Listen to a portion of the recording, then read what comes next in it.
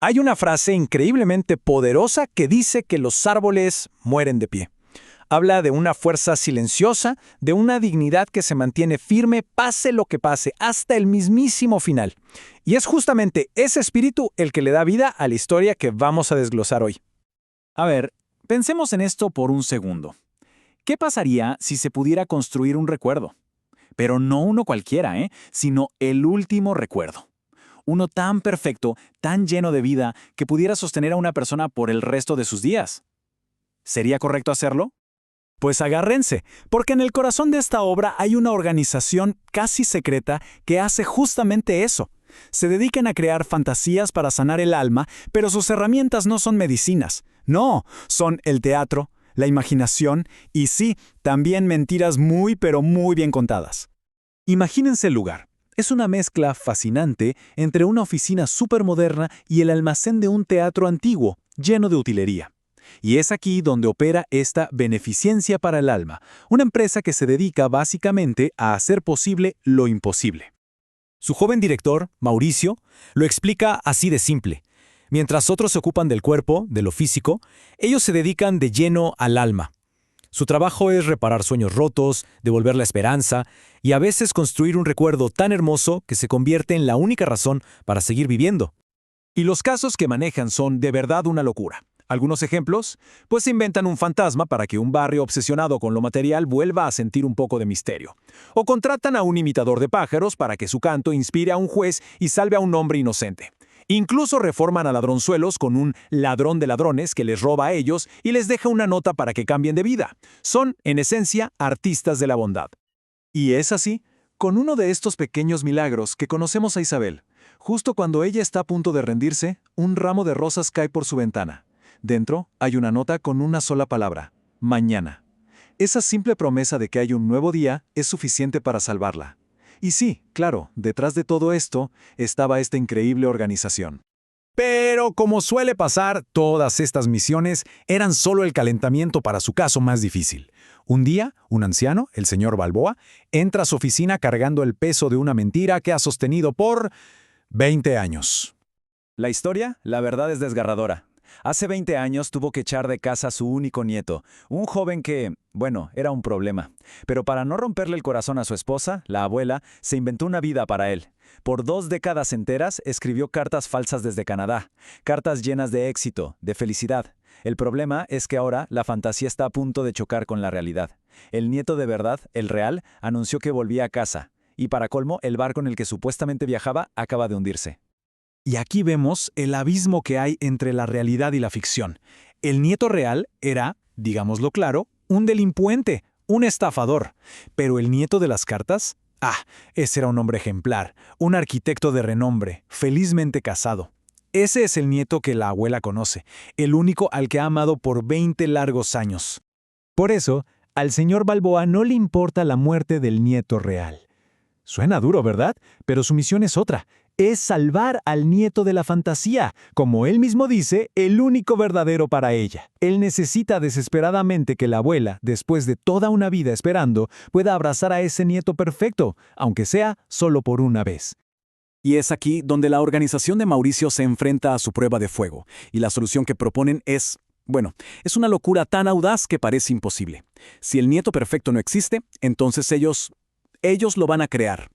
A ver, el plan es básicamente montar la obra de teatro más importante del mundo, pero en la vida real. Mauricio, el director, va a interpretar al nieto. Isabel, la joven que ellos mismos salvaron, hará de su esposa. El escenario, la casa de los abuelos.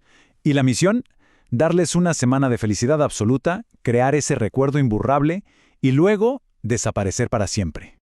¡Claro! Una cosa es tener el plan sobre el papel y otra muy distinta es llevarlo a cabo. Ahora la hermosa mentira se pone en marcha, y todos tienen que caminar sobre un hilo muy, pero muy delgado. Al principio, la actuación es un éxito total. La casa, que antes era puro silencio, se llena de alegría.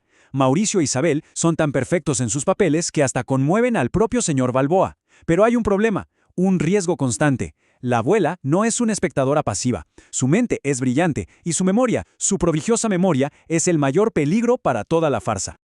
Y el peligro se hace real. Imaginen la escena. Mauricio está contando una anécdota sobre Canadá, describiendo con mucha pasión unas montañas impresionantes. Y entonces, la abuela, que siguió cada una de sus cartas con un atlas en la mano, lo interrumpe con una pregunta tan sencilla como letal. ¿Pero hay montañas en la región de los lagos? Silencio total. Un error y todo se viene abajo. Y es Isabel, con una agilidad mental increíble, la que salva la situación. Sin perder la calma, sonríe y dice: Mauricio es un optimista y a cualquier cosa le llama montañas. Es una excusa perfecta, una improvisación genial que disipa toda la tensión y que demuestra el talento innato que tiene para este juego. Pero por dentro, la tensión está creciendo. Para Mauricio, esto es un trabajo. El arte necesita control, la cabeza manda sobre el corazón y la emoción real es el enemigo de una buena actuación. Pero para Isabel es cada vez más difícil. Ver la alegría genuina de la abuela hace que la mentira se sienta cruel. Está empezando a sentir demasiado, y en este juego, sentir es muy peligroso. Están a punto de lograrlo. Se preparan para la despedida, para su acto final. Creen que lo peor ya pasó, pero no saben, no tienen ni idea de que la realidad, la verdadera y cruda realidad, está a punto de tirarles la puerta abajo. El naufragio del barco Saturnia fue real, sí. Pero había un pequeño detalle que no sabían. El verdadero nieto nunca subió a ese barco. Sobrevivió.